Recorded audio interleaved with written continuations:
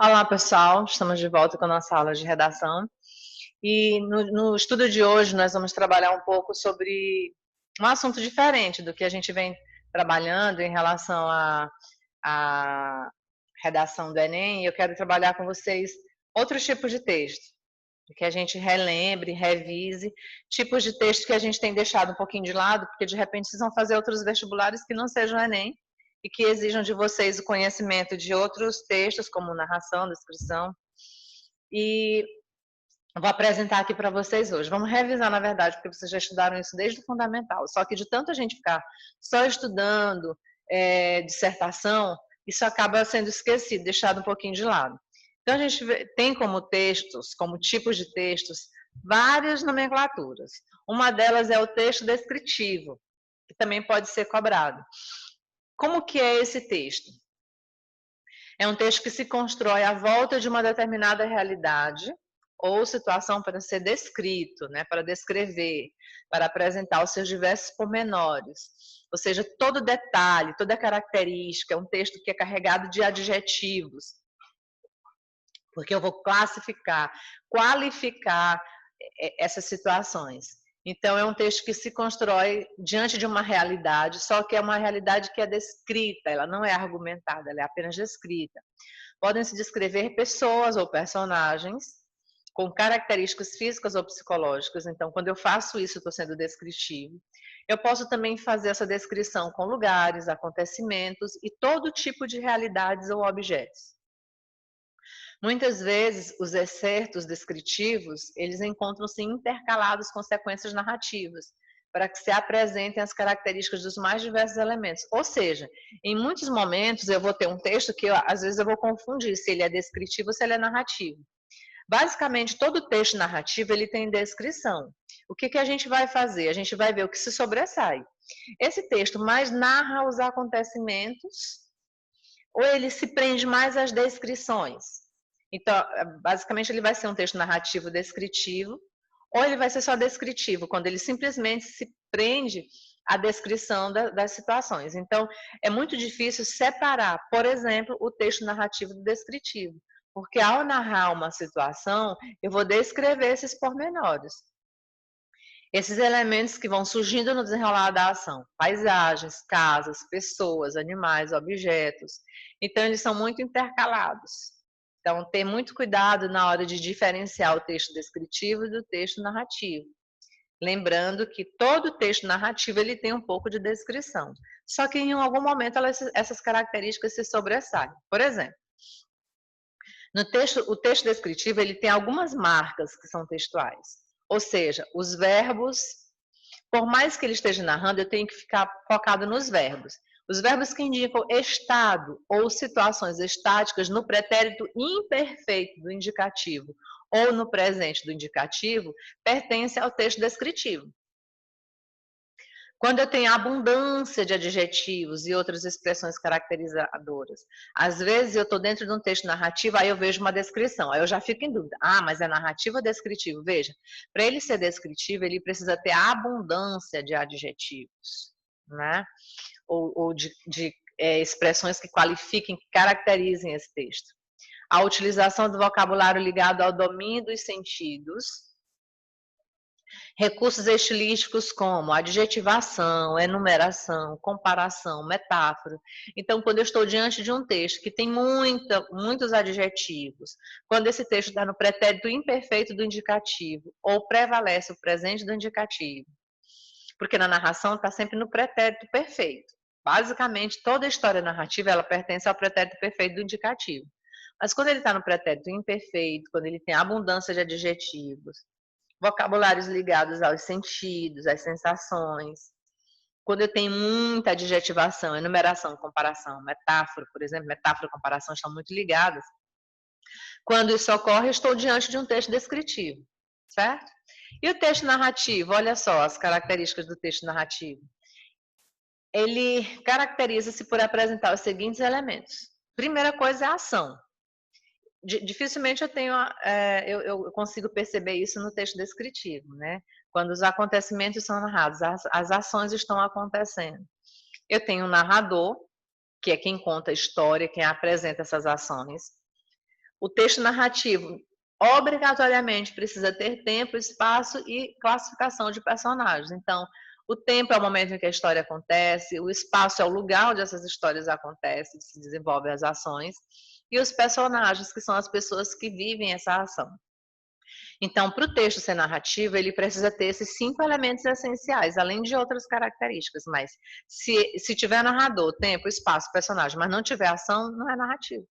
Se tiver ação, tempo, espaço, personagem, mas não tiver um narrador, ele não é narrativo. Então, é, é essencial a presença desses 5 elementos, ou o texto deixa de ser narrativo. Bom, vamos estudar os pormenores. Quem que é o narrador dentro do texto narrativo? Às vezes, uma confusão entre o narrador e o autor, né? Assim como lá na poesia, no poema, a gente confunde muito o eu lírico com o autor. Convém não confundir o autor do texto, que é um ser humano real, que escreveu a obra, que assinou o livro, com o narrador. O narrador é aquela voz que diz que as coisas estão acontecendo, é uma entidade que existe apenas dentro do texto, como personagem, ou apenas a voz que conta a história. Considerando a participação na ação, o narrador ele pode ser participante, que é o narrador de primeira pessoa, não participante, que é o narrador de segunda pessoa.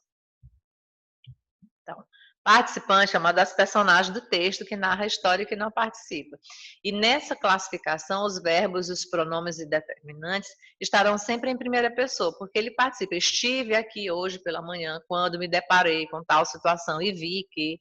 Então, os verbos e os pronomes estarão sempre em primeira pessoa.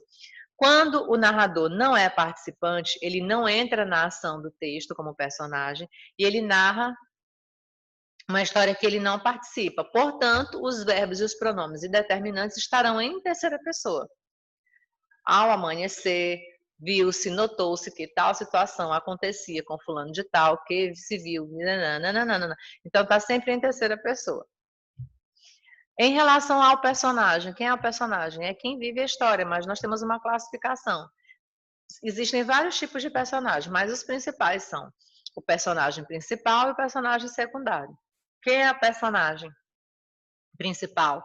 É aquele que é mais importante, em torno do qual se desenrola a ação. E quem é a personagem secundária? É a personagem com menos importância que participa no desenvolvimento da ação. Tá? Então, tendo em conta a importância que tem no desenvolvimento da ação, uma personagem pode ser principal ou secundária. Mas a gente pode ter também os personagens tipo, personagens planos, os personagens redondos. Num texto narrativo pode ainda aparecer os personagens figurantes, que não têm intervenção direta na ação, mas que também são muito importantes. Veja só, a gente tem algumas características do texto narrativo. Por exemplo, a predominância dos verbos no pretérito perfeito do indicativo, que é basicamente a diferença entre texto descritivo e narrativo. Eu estou aqui cheio de dúvidas, eu não sei se o meu texto é narrativo ou descritivo, porque há uma narração das ações e essas narrações são descritas. Aí você vai observar, essa descrição ocorre no pretérito imperfeito, é descritivo. Não, está no pretérito perfeito, então é narrativo. E a abundância de expressões indicadoras de tempo e espaço. Veja que lá no texto descritivo há uma abundância de adjetivos, muitos elementos caracterizadores. Mas aqui há uma abundância do tempo e do espaço. Então, é uma outra diferença. Existem alguns gêneros do texto narrativo. Vamos conhecer a fábula? A fábula é um texto narrativo com as seguintes características. História quase sempre breve, escrita em verso ou em prosa. Tem uma ação simples, até porque quem faz a leitura de fábulas, na maioria dos casos, são as crianças.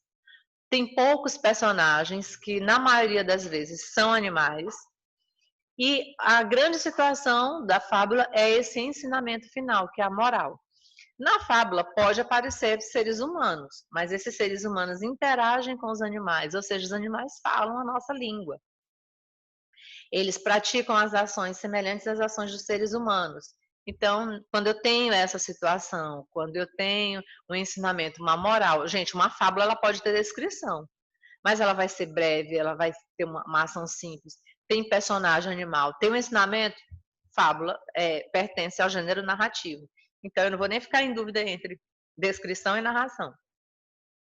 A fábula, apresentando os vícios ou virtudes dos seres humanos representados por animais, tem como intenção apresentar o ensinamento procurando exercer influência sobre o leitor, tá? Além da fábula, eu tenho a lenda. A lenda tem origem na tradição oral. Ela é um texto narrativo em que um fato histórico aparece transfigurado ou transformado pela imaginação popular. A ação é muitas vezes localizada no tempo e no espaço. A história contada apresenta sempre algo de maravilhoso ou fantástico, ou seja, algo que acontece fora da normalidade, fora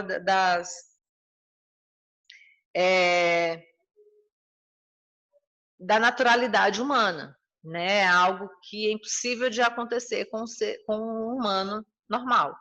As lendas, contendo um fundo de verdade, propõem uma explicação para a origem ou razão de um fenômeno, de um fato, de um nome, etc. Ou seja, as lendas, elas têm um fundo de verdade, porque elas têm personagens reais que vivem num espaço, só que às vezes eu consigo me teletransportar, eu consigo voar, eu consigo ressuscitar. Isso é um fato maravilhoso ou fantástico.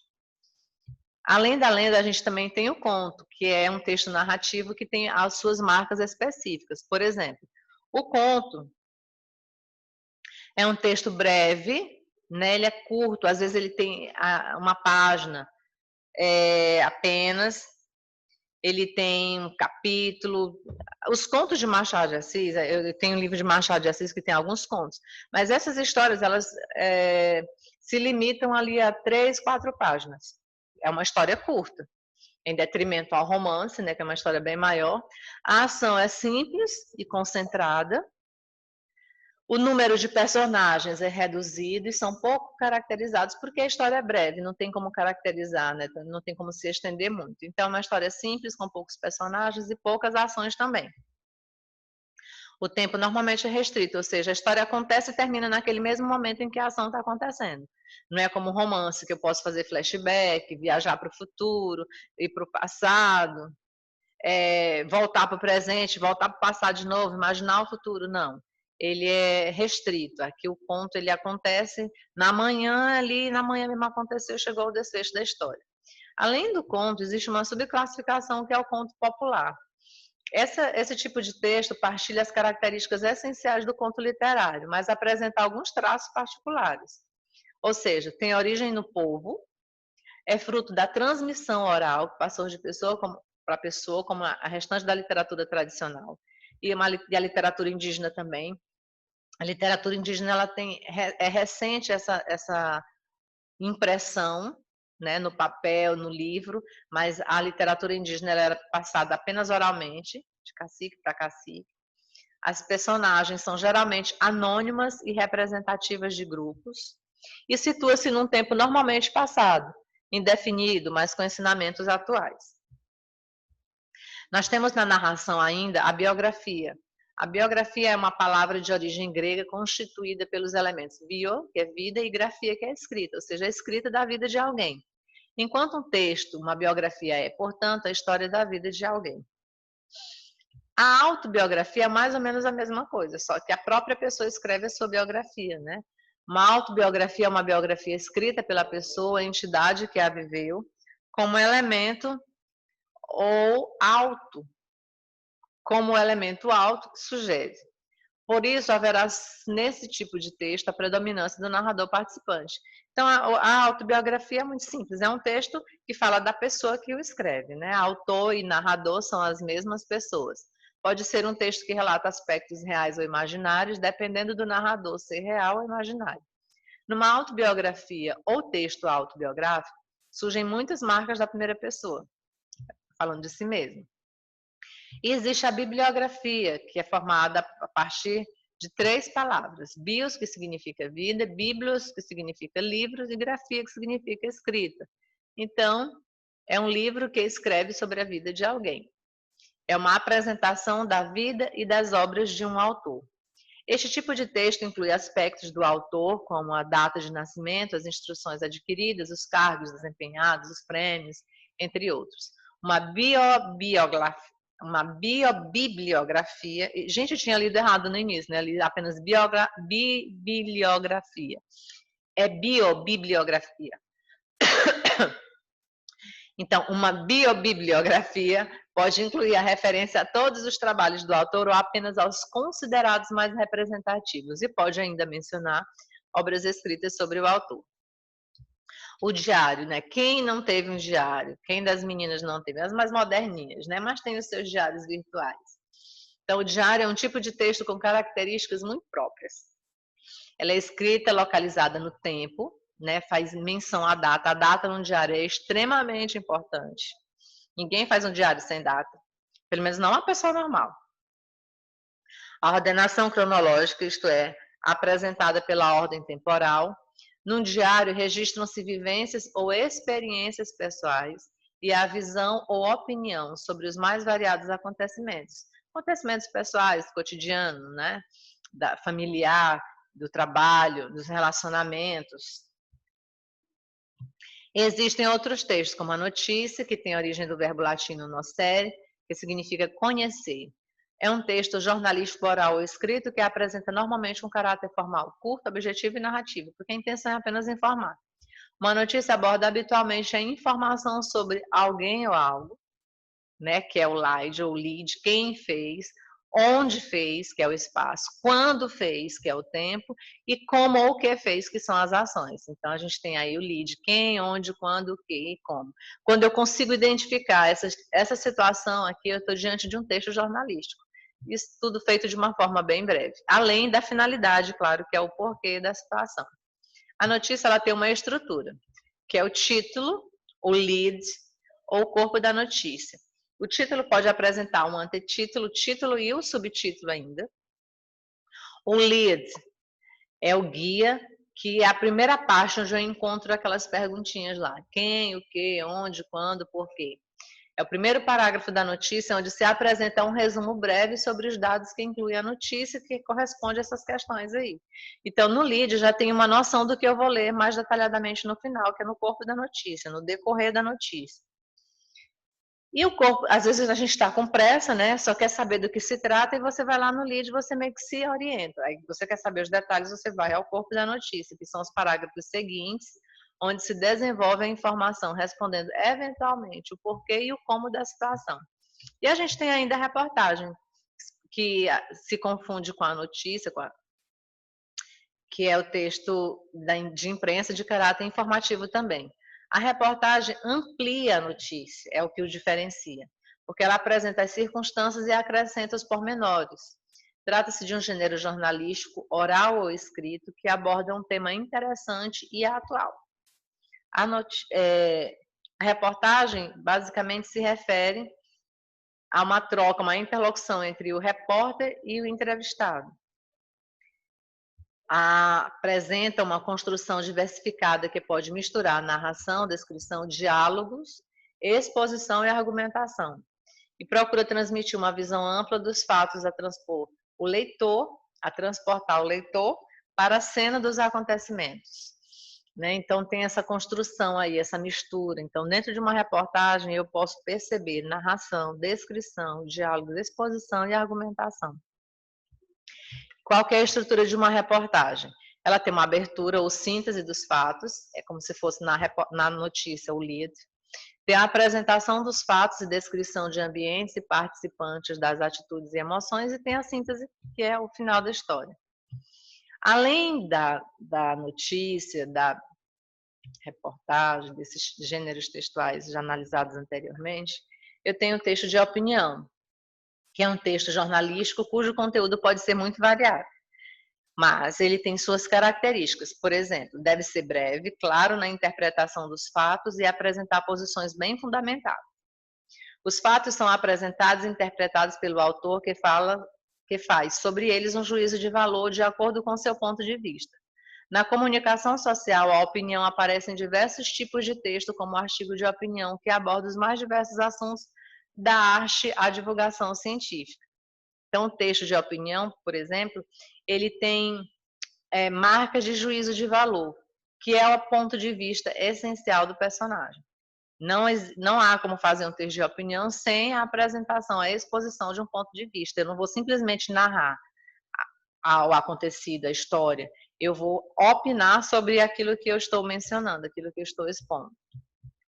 No texto expositivo, eu tenho os seguintes preceitos: a exposição e a explicação. Eu vou expor algo, mas eu vou explicar ao mesmo tempo. Então, esse tipo de texto pode apresentar momentos de exposição, que é a sucessão de informação, que eu quero simplesmente dar a conhecer algo, eu quero informar sobre algo. Mas eu posso esclarecer também, eu posso explicar essa situação. Então, a parte da explicação é o esclarecimento sobre o problema e sua resolução. Em relação ao texto expositivo, a gente pode destacar algumas marcas textuais, como verbos com sentido expositivo e explicativo, como o verbo ser, ter, consistir, haver, pertencer. Todos estes verbos no presente, no pretérito perfeito e no futuro do indicativo e sempre na terceira pessoa. Além desses verbos, desse tipo de verbo, eu tenho as conjunções e locuções que indicam causa e consequência. É essencial que isso apareça. E o vocabulário é um vocabulário especializado. Vocês lembram que foi dito aqui anteriormente, ó? Na comunicação social, na opinião, aparecem diversos tipos de texto, como artigos de opinião que abordam os mais diversos assuntos da arte à divulgação científica. Então, se eu vou fazer um tipo de texto que tem essa abordagem, meu vocabulário tem que ser especializado. Não é um vocabulário chulo qualquer. Ele vai além do vocabulário formal. No texto instrucional, é um texto super fácil, que é aquele texto que eu encontro na bula de remédio, nas receitas, nas instruções e montagens de determinado aparelho. Quando eu compro um micro-ondas, um computador, um ar-condicionado, eu vou ler as instruções para saber o que fazer para que ele seja montado da forma correta. Então, é um texto que tem como objetivo controlar o comportamento do seu destinatário, e eles podem incitar a ação, impor regras e fornecer instruções sobre etapas e procedimentos para alcançar um determinado objetivo, como, por exemplo, receitas, as mais diversas, leis e demais normas de conduta, é um texto instrucional, instrução de montagem e utilização, provérbios, slogans, algumas marcas, verbos em geral de movimento que incitam a ação, faça isso, dobre, abre, aperte, busque, ligue, apague, conecte. Formas verbais estão sempre no imperativo: faça, amasse, corte, coloque, ponha, derreta, desmanche, acrescente. No infinitivo impessoal e no futuro do indicativo. E além do texto conversacional. O texto conversacional é produzido pelo menos 2 interlocutores que tomam a palavra à vez. O texto conversacional, lógico, não dá para conversar sozinho porque seria um monólogo, né? Por exemplo, numa conversa telefônica, nas interações cotidianas, orais e debates nas entrevistas. E esse tipo de texto tem formas verbais no indicativo e no imperativo, presença da primeira e da segunda pessoas verbais em pronomes determinantes e modos de localização espacial, que indicam proximidade ou afastamento, além de formas de tratamento que mostram distância ou proximidade entre os interlocutores, né? Como eu escolho aí os pronomes de tratamento, vai me mostrar distância ou proximidade. Nós temos ainda o texto poético, que é aquele texto que habitualmente é escrito em verso e é utilizado sobretudo para a expressão de sentimentos ou emoções. Nesse tipo de texto, não há um narrador. O que a gente tem é um sujeito poético ou o eu lírico. A cada verso eu chamo de linha, ou a cada linha eu chamo de versos, né? A cada uma das linhas de uma composição poética dá-se o nome de verso e a cada conjunto de versos eu dou o nome de estrofes. Por exemplo, o soneto, primeira estrofe tem 4 versos, eu chamo de quarteto, o segundo também, e a terceira estrofe tem 3 versos, eu chamo de terceto. O texto poético, ele tem suas estrofes, que tendo em conta o número de versos, as estrofes têm diferentes designações. Por exemplo, não vou ler todos para vocês, mas eles vão de 1 a 10 ou mais versos. Por exemplo, se eu tenho um verso, eu chamo de monóstico, dístico, terceto, quadra, quintilha, sextilha, sétima, oitava, nona, décima, e a partir de 10 versos eu chamo ele de irregular. Então, quando uma estrofe ela possui de 1 a 10, ela recebe um nome específico. De 1 a 10 versos, ela recebe um nome específico. Quando ultrapassa os 10 versos, eu chamo de irregular. O texto poético também se caracteriza pelas sílabas métricas, que é essa divisãozinha que a gente tem das palavras dentro da linha, né, do mesmo verso. O verso é constituído por um determinado número de sílabas, que são perceptíveis na leitura, que nem sempre coincidem com as sílabas gramaticais. Há uma divisãozinha diferenciada. Por exemplo, nas sílabas poéticas, eu só conto até a sílaba mais forte. Se a sílaba mais forte for proparoxítona, por exemplo, eu termino na primeira sílaba ali e as demais eu já não conto. A contagem dessas sílabas métricas faz-se até a sílaba tônica da última palavra do verso. Ver as coisas mais além do que alcança a nossa vista. Veja, ver as coisas mais além. Aqui é meio gramaticalzinha, não tem nenhum pormenor. Do que ao, aí, que ao, eu já tenho uma Lzão, que é essa coincidência entre duas vogais. Que, o E e o A do outro, eu não consigo dividir, eu não posso dividir, assim como o A cansa a nossa vista. Então, esses dois Azinhos não separam. Essa junção dos dois eu chamo de Lzão, porque eu não consigo dividir. Eu não posso dividir, na verdade. E o nossa, professora, por que os dois S's estão juntos? Porque não vai fazer diferença. Tanto faz o S ficar junto com o nó, como com o sa. Eu vou contar o mesmo número. Então, aqui é uma diferença da divisão gramatical, porque se fosse gramaticalmente, eu teria que dividir até lá. E a outra diferença é o vista. Por que apareceu o tá? Por que não apareceu o tá? Porque eu só conto até a sílaba mais forte, que é vis. Então, eu tenho aí 7 sílabas métricas, é pentassílabo.